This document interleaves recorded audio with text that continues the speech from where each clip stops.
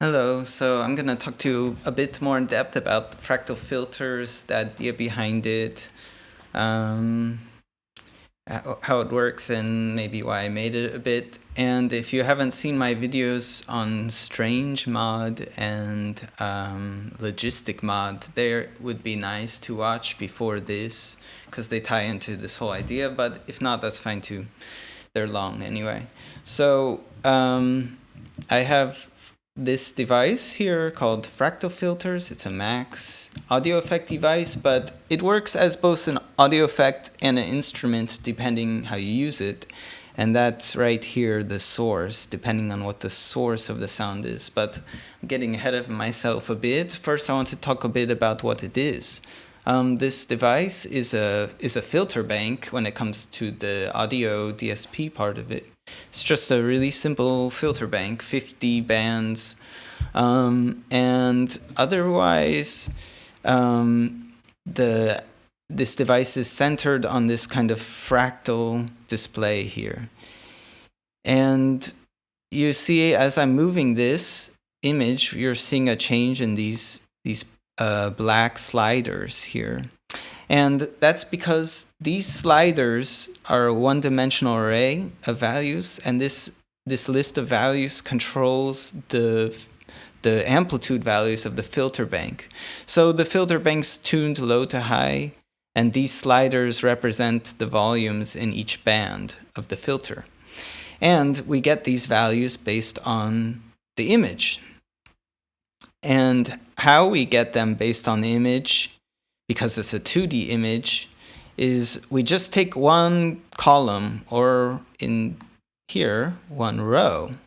And that row or column is kind of sliced out, if you will, of this matrix of values. And that slice is just a list of values. So what you're seeing here is that column or that row. And that's how I get the values. So it's a bit different than the other devices where they're actually, the value is a direct result of the mathematical process. But here, the values are just from pixel values, from a very, really and actually very low resolution representation of the fractal. So you don't really truly have fractal values in this device, despite its misleading name. But nevertheless, the values are informed by the fractal. And what is the fractal? The fractal is a Julia set fractal. And I'll just show you how dynamic and this fractal can be. I'll move this one parameter here, this parameter there, and here I'll pause, and we can kind of zoom in a bit.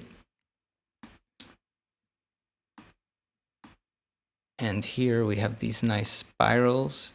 And if I gave you a high resolution, you can kind of infinitely zoom into these spirals, and they'll keep repeating. And they won't ever be exactly the same, or not to my knowledge, but they will be very similar and probably symmetrically the same across this line here. So so what is this that we're seeing? What is the Julia set fractal? You don't have to know this actually to use the device, so you can certainly skip ahead to where I use it. But if you want to know, I'll talk about that now. So basically, the Julia set fractal is what you're seeing is well, first of all, where we're at right now is the complex plane. So if you know the number line, where it's just maybe I should show you. I guess this is a maybe quick and dirty but bad explanation of complex numbers. Okay, I don't want to get too into it actually, because this video will be long. But you have the number line. These are real numbers. And then if you know what the imaginary number, imaginary number is, which is the square root of -1, I, then you will know that we can have a I'm trying to see if I can just show you. Well, then we can have a 2 dimensions, because we can have a dimension of real numbers, the x-axis, and a dimension of imaginary numbers, the y-axis. And then so here we're seeing that field, or that plane, and basically the way we get Julia set fractal is, and what it is it's the boundary. It's these values at a certain boundary, and what that boundary is we have an equation, and we put a certain complex number in, and you can think of a complex number in this case like a coordinate almost. It's a 2D coordinate. So we'll put in a certain 2D coordinate, and we'll put that in the equation, and we'll iterate the equation over and over, and if that value starts to fly off to infinity, then we say, okay, this is not in the set. And if it doesn't fly off to infinity, then it is in the set. And what you're seeing is here is a set of numbers at the boundary of the numbers that are flying off to infinity and the ones that aren't. And that set manifests itself on this 2D space as this fractal. And fractals are very, very much connected, rooted in chaos theory and connected to the other devices I talked about, because they exhibit chaotic behavior at these boundaries. And you can think of them, these values are not flying off to infinity, so either they're stable, they're fixed, so they're going through an equation and the value is not really changing, but a lot of them are actually chaotic, so they're kind of always oscillating around, moving around between values chaotically, much like in the strange mod or logistic mod device. But they're not flying off to infinity, so we're seeing that set here. So and you can see that chaotic behavior, that self-similarity at different scales, that aperiodic, non-repeating yet similar structure that we see in the strange mod device, the strange attractors. We see that here as well. So that's how it's connecting to chaos theory and essentially what it is. And if you see here in this Wikipedia page, they show you if you set. Okay, wait, let me backtrack. So this A and B parameter here sets the 2D coordinate to check.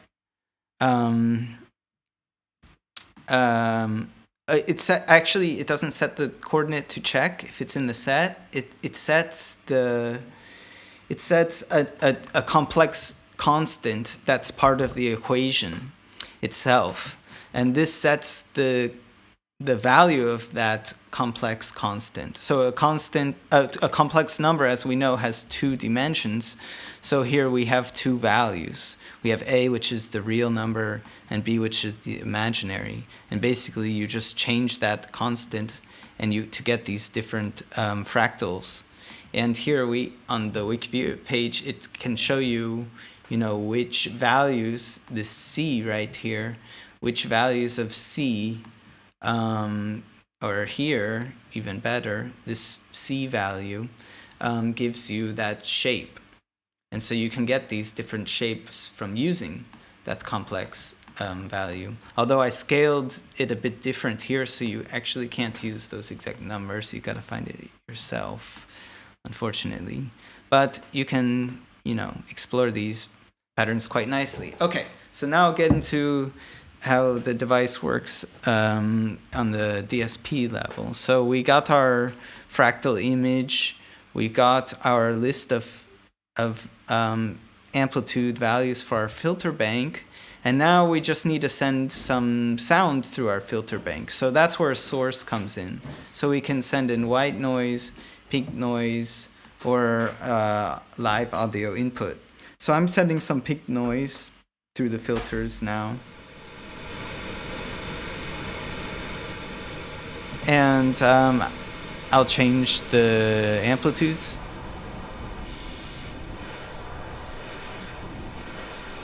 And the Q of the filters.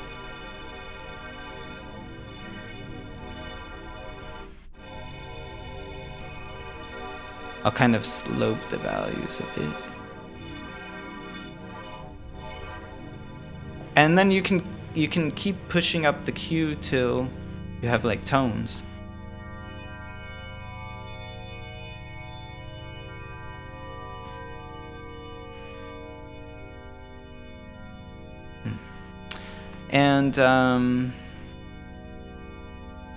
And basically you can just the tuning, the tones are coming from the tuning of the filters, and that you can change all here with this range.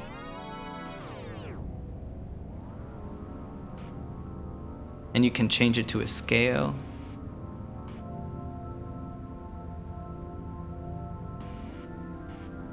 And I even give you an option for scale of files, so you can, let's see if I can, give me a moment.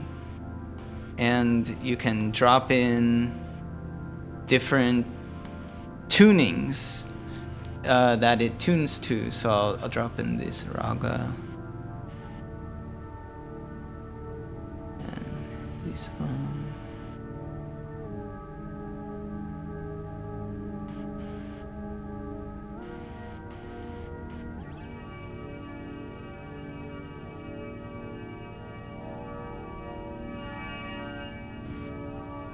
And I didn't add, and this device desperately needs to be modulated. I didn't add any internal modulation, partly because I'm lazy, but partly because I'm just encouraging the user to think about always using this with some external modulation. Otherwise it won't really change.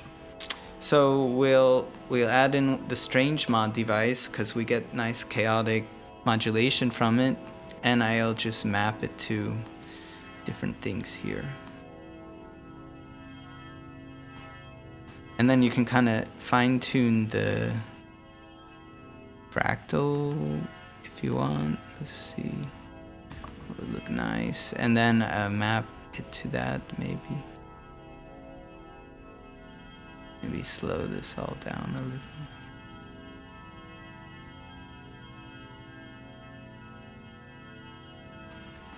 Yeah, so basically you can find different ways of, or even better, I can just show you some better examples. I should have some. So these exhibit, this is just using an LFO to map the position here, actually of the offset of the fractal, and we can get nice melody, or harmony, sorry. And, oops, wrong one. Let's see here, another.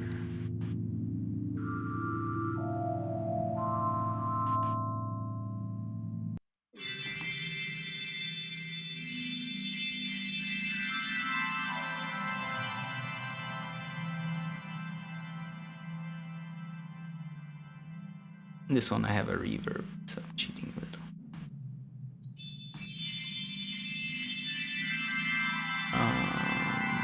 Let's just hear a few more.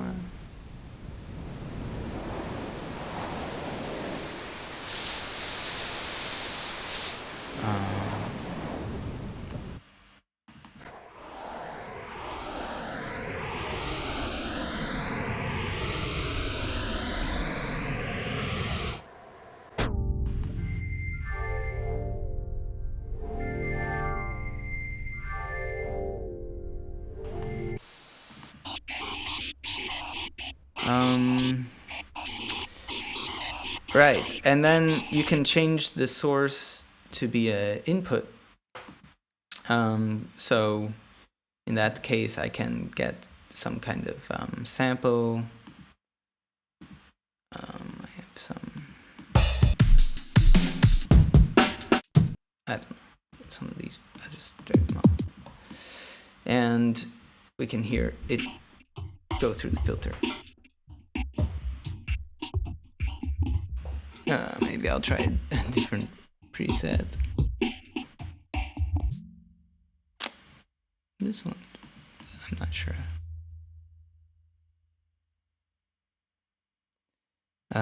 Okay, maybe a different one. Oh, I think I have to just twice.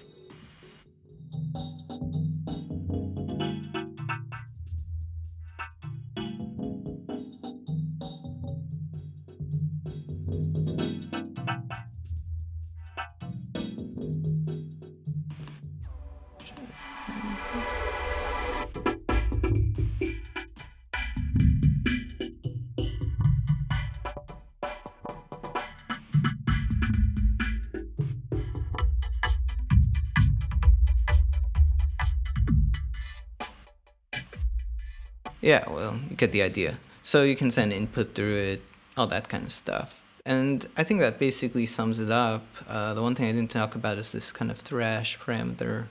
And that changed, like, actually, it. I guess I didn't really talk about the equation so much. So I'll do that now to finish off. So the equation that we're using, well, okay, I did actually talk about it a bit, that we're using this constant in this iterative equation, and if they fly off to infinity, you know, the value is not in the set, and if they don't, it is. Now, this threshold kind of tells, you kind of asks how many times you're gonna iterate this to check, you know, if the value's going to infinity or not. So if you turn up the threshold, it means you iterate the equation that many times to check. And so if you had it on lower, you have like a lower looking resolution, because basically it's saying, hey, these seem like they're in the set. I only tried 30 times though, or whatever, 29 times. But as you try more and more, you're like, okay, those values, some of them are not in the set. And all of a sudden these details pop out.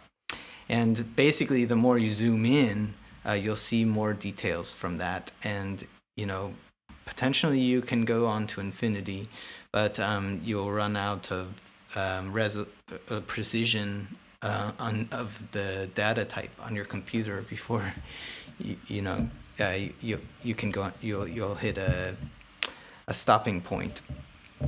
Okay, so that about sums up the device, I think. Thanks for listening.